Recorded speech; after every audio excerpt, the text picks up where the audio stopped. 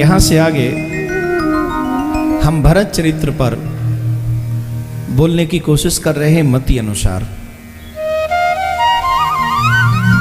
लेकिन आप सबको भी, जितने भी गृहस्थी, क्योंकि अधिकांश गृहस्थी यहां कथा में विराजमान है,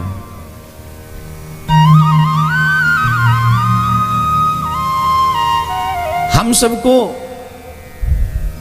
एक बात बड़े ध्यान से समझनी होगी। आज हमारे घरों में समस्या क्यों है? रामायण में हर समस्या का समाधान है। ऐसी कोई समस्या नहीं है जिसका समाधान रामायण में नहीं। मैं भरत चरित्र प्रारंभ करूं उससे पहले एक बात सोचिए, भगवान श्री राम ने अयोध्या का राज्य छोड़ दिया। अयोध्या का राज्य साधारण राज्य नहीं था। इतनी सिंपल बात नहीं है जितनी सिंपल तरीके से मैंने कह दी और आपने समझ ली। जिस नगरी का सुख सुविधा देखकर देवराज इंद्र भी, कुबेर भी वाह वाह करता था, उन सभी सुख के साधनों से भरे हुए राज्य को भगवान श्री राम ने यह कहकर छोड़ दिया कि मेरा भरत इस राज्य को करे। इससे अच्छी बात क्या हो सकती? और कहा ही नहीं, चले भी गए छोड़कर, बिना एक बात विवाद के, प्रसन्नता के साथ, दुख के साथ नहीं, तकलीफ के साथ नहीं। और इतना ही नहीं हुआ, भरत ने भी इस राज्य को एक क्षण में छोड़ दिया। दोनों भाइयों ने इस राज्य को फुटबॉल समझ रखा है। कभी कोई उनकी तरफ पैर से मार देता है, कभी कोई उसकी तरफ पैर से मार देता है। एक बार ये फुटबॉल के नाम पे मुझे याद आ गया, भगवान हारेउ खेल जितावई मोही। भगवान श्री राम भरत को, खुद अगर भरत हार रहे हो तो भरत को जिताने का काम राम करते हैं। कैसे? एक बार अयोध्या में खेल हो रहा था बचपन में, तो खेलने के लिए दो टीम चाहिए कि नहीं? पक्ष और विपक्ष चाहिए कि नहीं? हमारे मध्य सभापति महोदय हैं, वहां भी विपक्ष की जरूरत है, तभी अच्छे संचार होता है प्रदेश का भी। विपक्ष उस बात को कहे जो पक्ष नहीं समझना चाहता, विपक्ष कहे कि नहीं ये भी जरूरी है। और जब तक विपक्ष नहीं होगा तब तक रचनात्मक कोई काम नहीं होगा। खेल में भी पक्ष विपक्ष चाहिए। इंडिया पाकिस्तान है, मैच हो तो जम के देखते हैं। तो भगवान श्री राम एक दिन खेलने के लिए गए तो लक्ष्मण जी से कहा, आप किधर की रहे, किस तरफ से खेलेंगे? बोले हम तो प्रभु की तरफ से खेलेंगे। और कोई भी भगवान के विरुद्ध जाने के लिए तैयार नहीं, और भगवान के विपक्ष में कोई न खेले, राम के विपक्ष में, तो फिर खेल होगा कैसे? भरत जी ने देखा मेरे प्रभु का मुखमंडल थोड़ा उदास हो रहा है, तो भरत जी बोले हम राम जी के विपक्ष में खेलेंगे, भैया के विपक्ष हम खेलेंगे। किसी संत ने पूछा, वाह महाराज आप राम के विरुद्ध खेलेंगे? बोले नहीं, राम के विरुद्ध नहीं, राम की खुशी के लिए खेलेंगे। अगर उनके विरुद्ध जाकर उनको खुशी मिलती है तो हम उसके लिए खेलेंगे। अब देखो खेल शुरू हुआ। एक टीम के कैप्टन श्री राम हैं, एक टीम के कैप्टन भरत जी हैं। सबसे पहले बॉल भगवान श्री राम के चरणों में है। ध्यान से सुनना, एक एक शब्द। भगवान श्री राम ने चरण का प्रहार किया। दनदनाती हुई बॉल भगवान राम के चरण से निकलकर भरत जी की तरफ जा रही है। और भरत जी ने भी दनदनाकर, जैसे जितनी जोर से भगवान श्री राम ने मारा था उससे भी ज्यादा जोर से भरत जी ने उसके ऊपर प्रहार किया अपने चरण का। यहां तक की बात समझो। पहले संतों ने कहा, प्रभु हमने तो सुना है जो आपके चरणों में हो उसे आप ठुकराते नहीं, आपने तो इस बेचारी बॉल को ठोकर मार दी। तो भगवान श्री राम कह रहे हैं कि जब भैया भरत हो तो मेरे से पहले भैया के चरणों में चले जाना चाहिए, भरत के चरणों में चले जाना चाहिए। मैंने इसको कहा तेरा दुर्भाग्य तू यहां आई है, वहां जा भैया, संत के चरणों में जा, उस जैसा संत कोई नहीं है। दूसरे संत ने भरत जी से पूछा, वाह महाराज वाह, आप तो राम को हराना चाहते हो। राम जी ने जितने जोर से प्रहार किया उससे भी ज्यादा जोर से आपने प्रहार किया, आप तो प्रभु को हराना ही चाहते। बोले नहीं नहीं नहीं, नहीं बात प्रभु की नहीं है। तो बोले बात तो उस बॉल के दुर्भाग्य की है। क्या? बोले हमने उस बॉल को इसलिए जोर से मारा, कितना भाग्य था तू राम जी के चरणों में थी और वहां से हमारी तरफ दौड़ी चली आ रही है दुर्भाग्य इकट्ठा करने के लिए। अरे तेरा भाग्य भरत के पास नहीं, तेरा सौभाग्य भगवान श्री राम के चरणों में है। जा तू वहीं जा, तेरा यहां कोई काम नहीं। राम के चरणों में जाएगी तो तेरा बेड़ा पार हो जाएगा। अब यहां तक की बात समझ में आ गई कि नहीं? आ गई? जोर से बोलो। इन बच्चों को कंट्रोल में करो, ये बहुत इधर से उधर थोड़ा तंग कर रहे हैं, हद से ज्यादा तंग कर रहे हैं। पता नहीं ये किनके हैं, राम जाने। हमारा आश्रय सेवा सदन बन गया होता तो हम तो उठा के ले जाते, इनको वहां देखते, फिर सेवा करवा तुमसे। शांत बैठो, ध्यान से सुने, बड़े गजब की बात। यहां से राम जी ने चरण का प्रहार किया, बॉल गई भरत जी के पास। भरत जी ने डबल की जोर से प्रहार किया, बॉल गई राम जी के पास। लेकिन जब भैया भरत के पास से बॉल आई तो राम जी ने फिर उस पर प्रहार ही नहीं किया।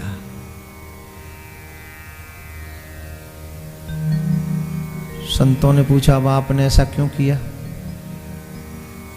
तो भगवान श्री राम कहते हैं जो संतों का स्पर्श करके आता है मैं उसका परित्याग कभी नहीं करता हूं।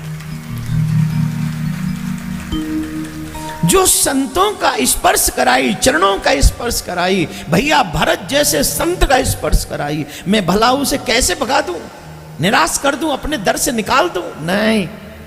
इस तरीके से उस खेल में राम जी की नहीं भरत जी की विजय हुई। वो विजय करवाई किसने? श्री राम ने। ऐसे राम भरत के चरित्र को जरा ध्यान पूर्वक सुनना मेरे भाई बहन। हो सकता है कि थोड़ा आपका समय लग जाए, लेकिन समय वो महत्वपूर्ण है जो रिश्तों को संवारने में हमारे काम आता है। प्रसंग विश्व सुमंत जी वापस लौट रहे हैं, और सुमंत जी जब वापस लौट रहे हैं तो अंधेरे में अयोध्या में उन्होंने प्रवेश किया जिससे मुझे कोई देखे ना। और अयोध्या जब वापस गए अंधेरे में तो दशरथ जी के राज्य में उन्होंने महलों में प्रवेश किया, और दशरथ जी के महलों में तो जैसे ही दशरथ जी को पता चला कि सुमंत आ गए हैं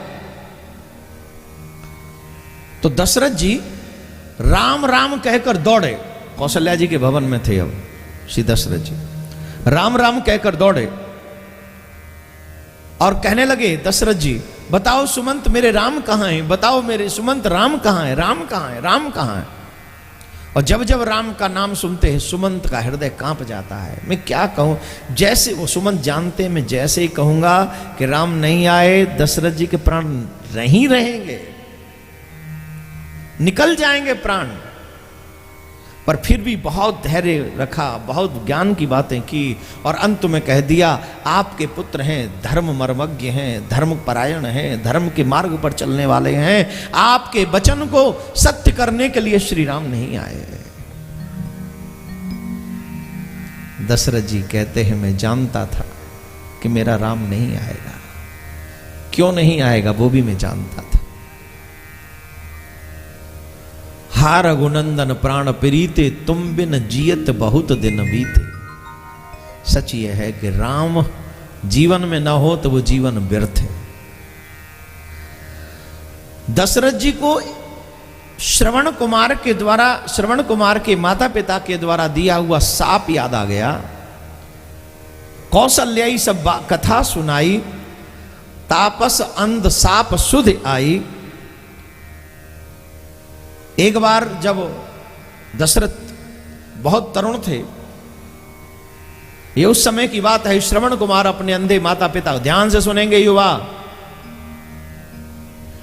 आजकल माँ बाप तरसते रहते हैं हमें तीर्थ करवा लाओ, लेकिन बच्चे कहते हमें फुर्सत नहीं है। आज भी श्रवण कुमार का नाम जिंदा है। श्रवण कुमार त्रेता युग की चर्चा कलयुग में भी याद है सबको। हमारे मरने के बाद दो लोग भी हमें याद रखना नहीं चाहते। क्योंकि कोई कर्म ऐसा नहीं है। मरते तो वो हैं जो अच्छा काम करके नहीं जाते, और जो अच्छा काम करके जाते हैं वो कभी मरते नहीं, वो अमर रहते हैं, लोगों की यादों में रहते हैं। मरते तो वो हैं जो मानव जीवन को खाओ कमाओ सो इसी में बिता देते हैं, वो मरते हैं।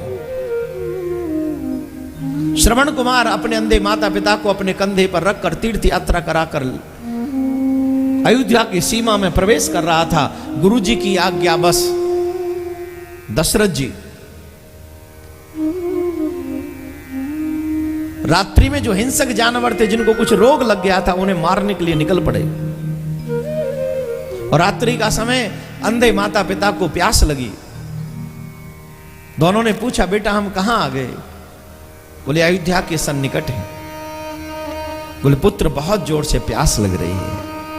उन्होंने कहा आप यहां विराजो, मैं अभी जल लेकर आता हूं। और जल लेने के लिए श्रवण कुमार अपने माता पिता को वहां विराजमान कराकर गए।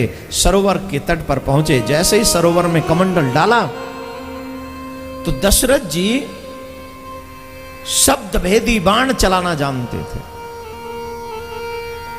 उनको लगा कि कोई जानवर जल पीने आया है, तो उन्होंने वो बाण छोड़ दिया और वो बाण जाकर सीधा श्रवण कुमार को लगा। जैसे ही मानव के चीखने की आवाज आई, दशरथ जी दौड़ कर गए उस दिशा में। पूछा, भैया तुम कौन हो? बोले आप कौन? बोले मैं दशरथ, अयोध्या का राजा हूं। प्रणाम करता हूं। बोले प्रणाम नहीं करो, मैं तो तुम्हारा वध करने वाला पापी हूं। तुम कौन हो? बोले मैं श्रवण कुमार। दशरथ जी को बड़ा बुरा लगा कि ये तो बहुत बड़ी गलती हो गई। श्रवण कुमार जैसा मातृ पितृ भक्त आज मेरे हाथ से मारा जा रहा है। पुत्र मुझे क्षमा कर देना, ये मैंने जानबूझ के ऐसा कुछ नहीं किया, अनजाने में ऐसा हुआ। श्रवण कुमार कहते हैं, महाराज आप मुझे बताएंगे आपका स्वभाव कैसा है? कौन नहीं जानता महाराज चक्रवर्ती का स्वभाव, धर्मनिष्ठ हैं आप, कौन नहीं जानता। मुझे तकलीफ इस बात की नहीं है कि मेरे प्राण निकल जाएंगे, तकलीफ इस बात की है मेरे माता पिता प्यासे रह जाएंगे। अगर आप इस बालक पर एक उपकार कर सके, मेरे माँ बाप को जल पिला देना। श्रवण कुमार से कहा, चिंता मत कर, तेरे माता पिता का बेटा बनकर मैं उनकी सेवा करूंगा। श्रवण कुमार ने प्राण त्याग दिए और जब प्राण निकल गए तो श्रवण कुमार का वो कमंडल उठाया, जल लेकर गए और वहां आवाज लगा रहे हैं दोनों अंधे माँ बाप, बूढ़े माँ बाप, बेटा श्रवण कुमार, बेटा श्रवण कुमार, बेटा श्रवण कुमार। छाती कांपती है दशरथ की, कैसे कहूं कि तुम्हारा इकलौता बेटा मैंने अपने हाथों से मार दिया। फिर भी कहा लो जल पी लो। कौन? बोले मैं दशरथ। महाराज प्रणाम करते हैं, मन ही मन कह रहे मुझे पापी को प्रणाम मत करो, मैंने इकलौती आपकी छाया छीन ली है, एकमात्र आपका सहारा मेरे गलती से छिन गया आपका। बोले जल पी लीजिए। बोले आप जल लेके आए हैं, मेरा बेटा कहां है श्रवण कुमार? बोले बता देंगे, पहले जल पी लीजिए। वो चाहते हैं ये जल पी ले, उन्होंने जल नहीं पिया। बता कहां है हमारा श्रवण कुमार? तब दशरथ जी ने बताया कि गलती से मेरे बाण से श्रवण कुमार के प्राण निकले। पिता ने साप दिया, आज जैसे मेरे प्राण पुत्र वियोग में निकल रहे हैं, तेरे भी प्राण पुत्र वियोग में निकलेंगे, मेरा साप है। इतना कहकर उनके प्राण निकल गए। मां से कहा आप जल पी लीजिए। बोले जिसका पुत्र मर गया हो, जिसका पति मर गया हो, क्या वो जल पिएगी राजा? जल पीऊंगी नहीं, जल दे दे मेरे हाथ में। जल लिया और कहा तुझे मैं साप देती हूं, तेरे घर में 4 पुत्र होंगे, लेकिन जब तेरा अंतिम समय होगा तेरे पास एक भी नहीं। दशरथ ने और इतना कहकर श्रवण कुमार की मां भी चली गई।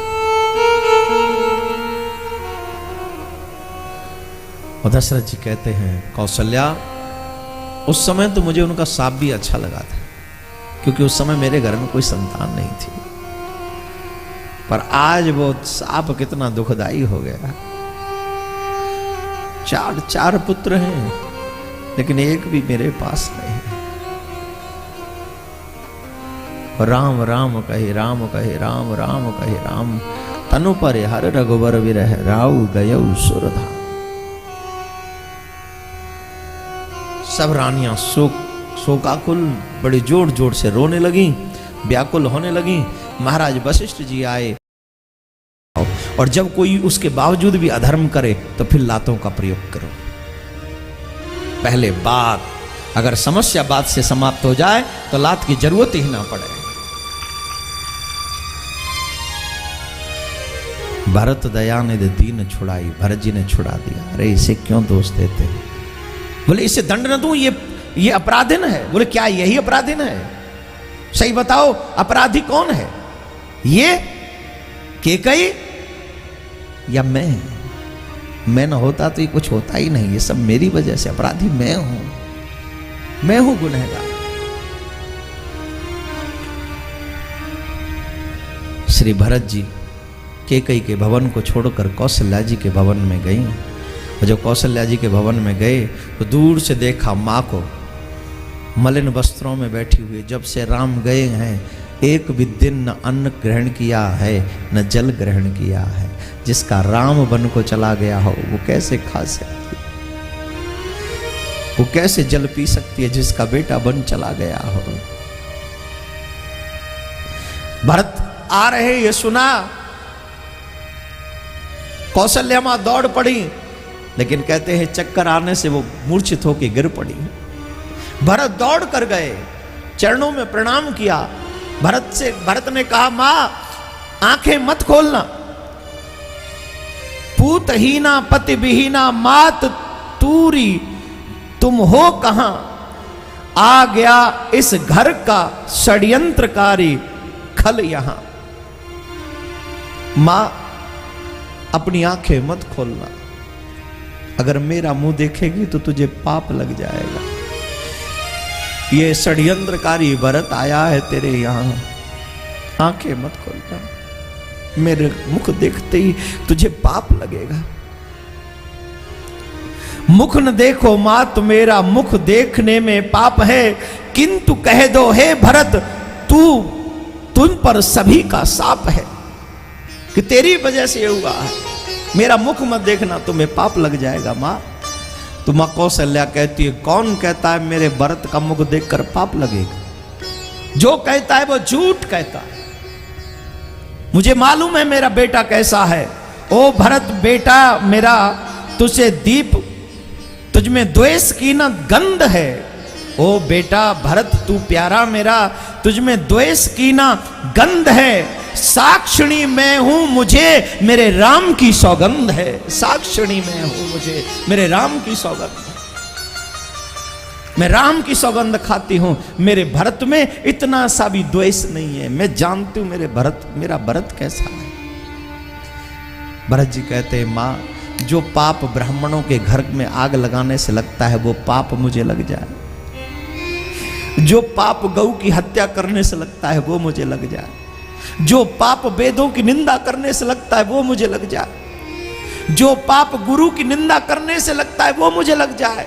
इस संसार में जितने भी पाप हैं वो सब पाप मुझे लग जाए, अगर मुझे इसका इतना सा भी पता हो।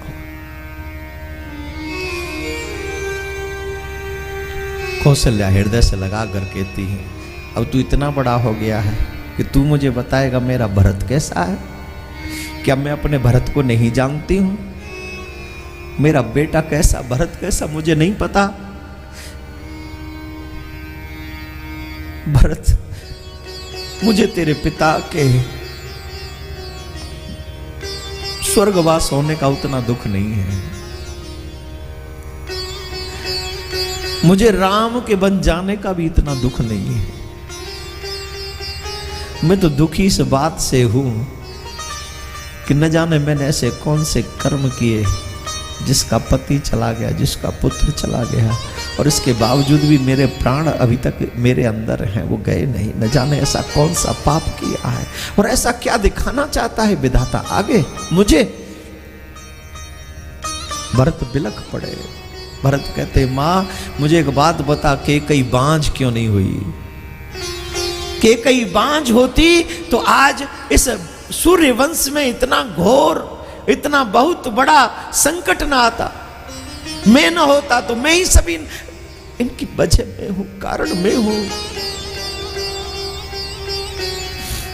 बांझ क्यों नहीं हुई? और अगर मुझे आना ही था मां तो मुझे तेरी कोख क्यों नहीं मिली? मैं तेरी कोख से क्यों नहीं आया? कुल कलंक जेहि जन्मे हूं मोही, अपयस भाजन गुरुजन द्रोही। मुझे कुल का अपयस का पात्र बनाकर छोड़ा उसने। कौशल्या मां कहती है ऐसे नहीं करते। जाते जाते राम सिर्फ तेरे लिए प्रसन्न था, इसलिए अब जो राम नहीं कर सके वो तुम करो। फिर महाराज चक्रवर्ती दशरथ का अंतिम संस्कार, अंत्येष्टि की। तीनों रानी सती होने के लिए तैयार हुई। जब तीनों रानी सती होने के लिए तैयार हुई तो भरत का कलेजा मुंह को आ गया।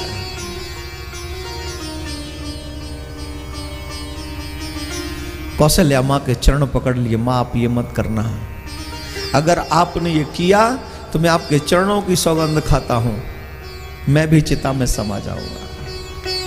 आप ऐसा नृत्य मत कर। मैं राम को क्या मुंह दिखाऊंगा? मैं क्या कहूंगा प्रभु से कि मैं आपकी मां की रक्षा भी नहीं कर सका? ऐसे मत कर। सती हो तो कैकेयी हो, आप मत हो। और सती होने का तो इसे भी अधिकार नहीं।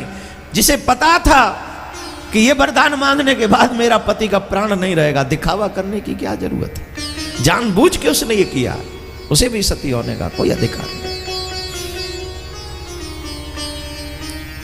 भरत जी के बार बार निवेदन पर कौशल्या मां ने वो निश्चय त्यागा। और ये सब अपने पिता के प्रति जो श्री भरत जी ने क्रियाएं की हैं उनका वर्णन कौन कर सकता है? कर्म कांड किया, सारे विधि विधान से क्रिया संपन्न की। उसके बाद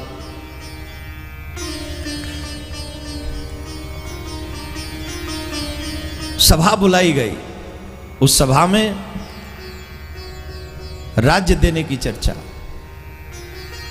सब रो रहे हैं। ये पहली सभा ऐसी है जिसमें न महाराज चक्रवर्ती दशरथ है न राम है। और पहली बार जब इस सभा को ऐसा देखा